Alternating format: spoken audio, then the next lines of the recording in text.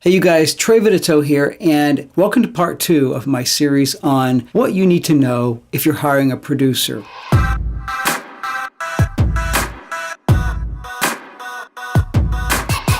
On part 1 of the series, I talked a little bit about the type of notes I get when I first have a client approach me, telling me what they want, what they hope their song will sound like, and how I interpret that and help figure out not only really what the artist wants, but what I want to bring to it as a producer. You want someone that has developed the skill to be very intuitive about how you think as an artist. It's not an easy task to get into somebody's head and understand what they're hearing. And your best bet is going to always be to go with somebody that is established, has experience, and has a track record that shows they must have done something right. They must understand how to take notes from the artist, take notes from the label, look at the demographic or however they're going to exploit it, and to bring all of that into one picture with the artist's vision. If you're an artist or a songwriter trying to figure out how to maximize the value of your song in a production, take a look at guys that have a good track record, listen to their music well, ask if it sounds like it sits in the world that you hope your music will sit in. A seasoned producer will also be the person that will tell you if they don't feel they're the right producer for you. So today what I want to focus on is the production process itself. Some of the homework that I do before I get into the actual production, how I sort of start the whole process by looking for a certain vibe and sound for the project, and how I spend my initial days building out a track that I will either have the singer come in and sing here, or I may send out to them if they are not local to me. What are the things that I need to take in consideration? Are we locked into a key? Are we locked into a tempo? Are some of those things still in flux with the singer? If so, I will build in a more temporary way. The last thing I'll talk about today is the vocal process. Bringing the singer in here to track, or if they're not local to me, they'll track elsewhere, send me the files. How do I bring that production together? What is my vocal process? So here we go. All right, so let's get into the homework first. In the first part of the series, I talked about an artist, Lav. I pulled up the song that she was digging, I Like Me Better. So as I'm checking out the songs that they give me, I'll ask myself, oh, what is it about this song that I like? What resonates and works in a really cool way that might work for their track? And it might be the way the beat sits, the type of the kick that they use. It might be the synths that they're using. It might be that I hear some cool vocal chops. It could be all kind of different things. Maybe I like a guitar that's in there and I want to do something similar to that. What I don't do is try to mimic what's happening in these reference tracks. I want to listen to it and take it from there to the next level for their song. In this case, this client gave me some references from YouTube. They gave me 6 different references. What I do when they give me 6 references like that, I try to figure out what are the commonalities, what's turning my client on regarding these artists. So all of these things I kind of have to put together and start to build out a track that is making sense for the vision of the artist against the references. The next part of my homework is that I will go to the current charts, or whatever genre that this client wants to work in. I will go to those charts, whether it's pop, rhythmic, alternative, indie, and I'll just sort of get my head really immersed in what's happening today. So let's look at sort of a first phase production. This is the demo that the artist sent me. I chose this one because I thought the demo was strong. As far as the initial rough tracks that a client will send me, they will send me anything from a studio-created demo all the way down to singing something in their phone, playing it on a guitar. I don't care. As long as I can hear where they were coming from melodically, chordally, I can start to build.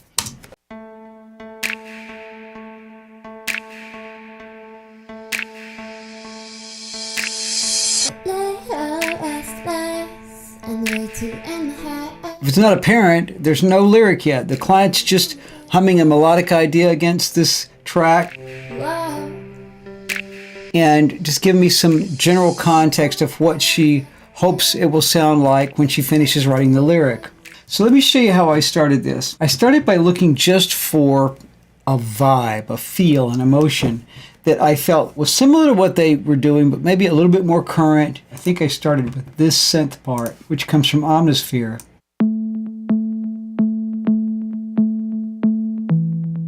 Okay, so it's doing what that part that they had. I wanted to keep that because I liked it. Then I brought this in.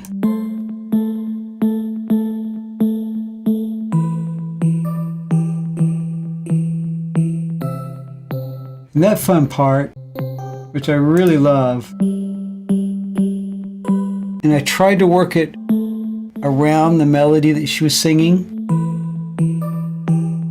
It comes from Form, part of the complete set. Brought a bass in.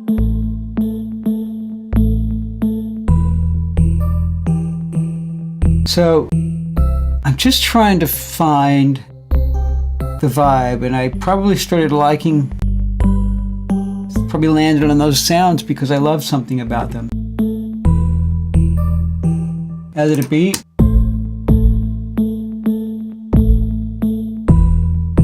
I found this cool sample. It says Grandpa's clock goes crazy.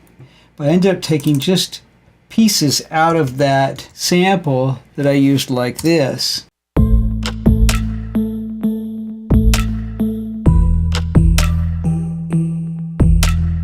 So now I've got a vibe. So I went to the chorus and started figuring out how would I build upon that. So I brought a guitar into this.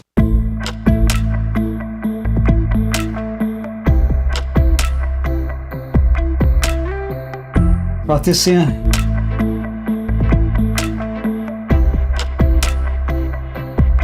It's kind of cool.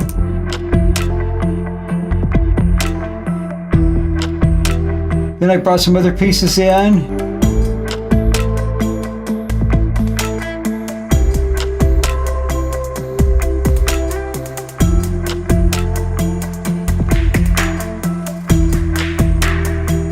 It's not there yet, but I have enough that I can sort of see how the energy is building. So what we're looking at here is the track after about 4 days worth of work. Now that's not probably 4 days solid work. Probably of that, 2 to 3 days were set aside just working on this project for 8 or 10 hours. So this level of the track is what I was able to finally shoot off to the client and start getting some feedback on.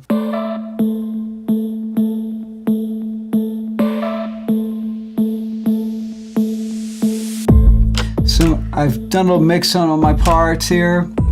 A lot cleaner, sits a little bit better. Got a few added pieces there. But much of what I set as the initial vibe is here in this track. Check it out moving into the pre here.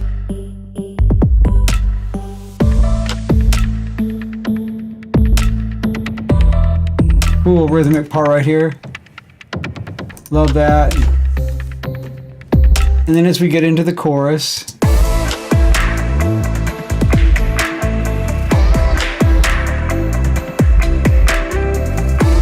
I'm waiting now for the client to get me some vocals. This track is probably about 70% there. I sent this off to the client. They were thrilled.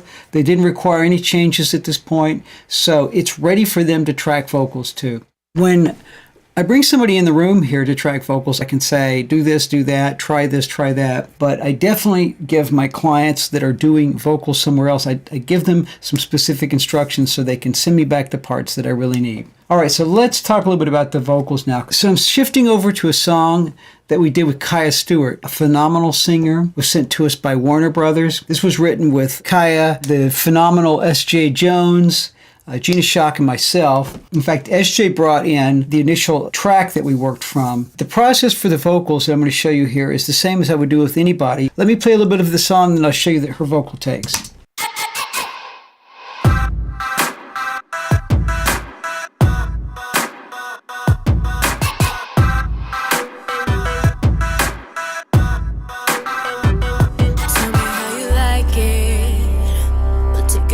Shot in the dark, it'll hit you like lightning.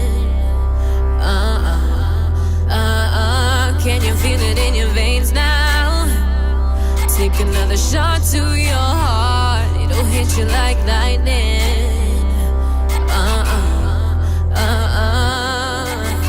We'll stay up all night together, break the record, you and me, so drunk in love. So what happens when the party's over? What happens when the lights are on? What happens when the feeling's over? What happens when the champagne's gone?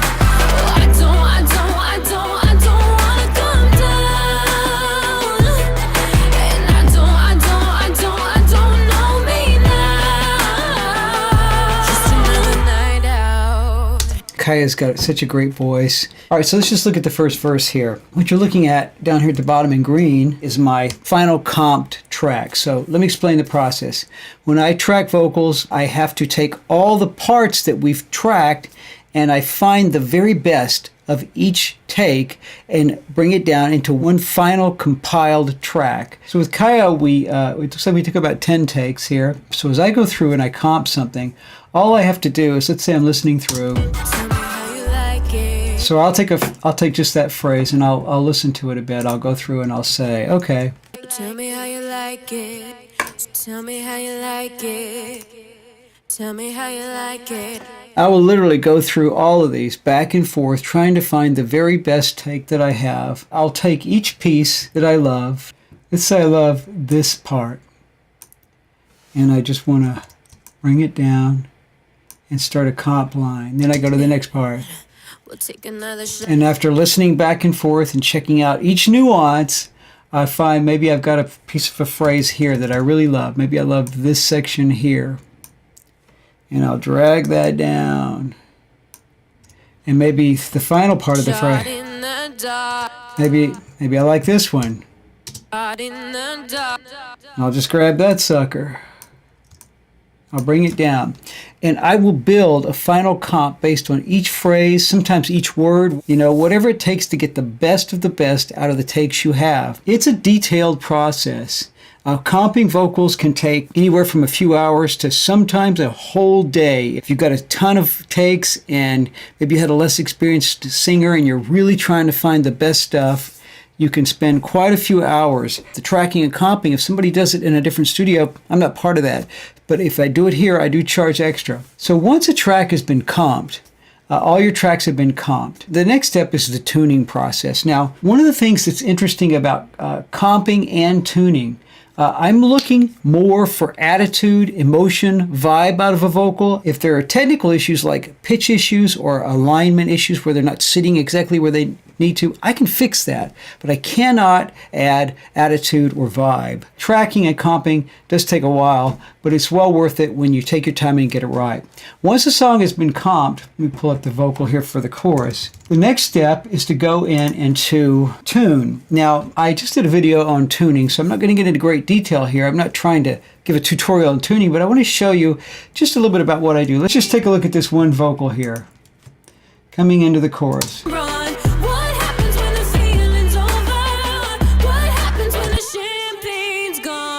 So let's say, for instance, I'm listening to this phrase and I'm checking auto-tune on it. And I don't have my auto-tune set, so just bear with me. So I will go through a phrase like that. And if I hear it's tuning it well, it's pulling it in place, great. If I feel like it's not fixing what needs to be fixed, but rather adding artifacts or anomalies, I won't use auto-tune.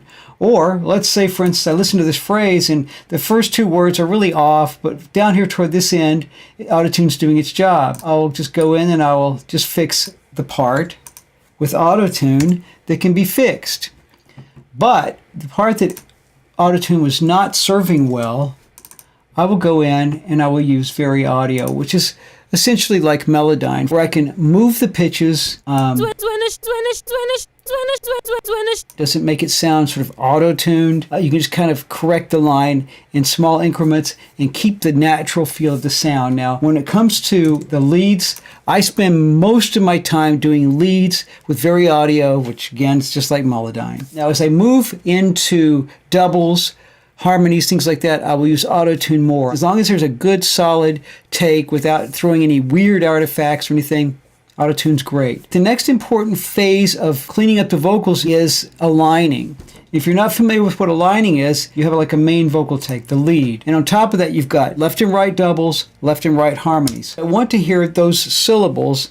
I want to hear everything lined up. So you use a plugin called Vocal Line, where this word hits. If it's slightly out of alignment in the double, a vocal line will correct the rhythm so that the transient attacks of each word are lined up together. Because if you have 5 takes of vocals, on top of each other and they're not lined up, it sounds very messy. When you line them up really nicely, it's just, man, it's just super solid. It feels great. It's a tool that we use in pop music regularly. So the process of cleaning up a vocal, doing all the tuning and doing all the aligning can take a couple of days. Tuning can take anywhere from 4 hours to a whole day. And the aligning is not as time intensive, but it can take 2 hours to 4 hours. So I can take up to a day and a half, and in some extreme cases, even 2 days, just to get the tuning and aligning correct. You're seeing that the process from actual beginning of the project to now has been about 4 or 5 days, 3 to 4 days in a short case scenario. All right, so in the next video, I want to talk about where we go from here. Bringing the vocals to their final mix, getting them sitting right in the mix, and then folding the production around that vocal. Maybe create some new parts like a drop or tag. So I'll get to that in the next video, so stick with me. Until then,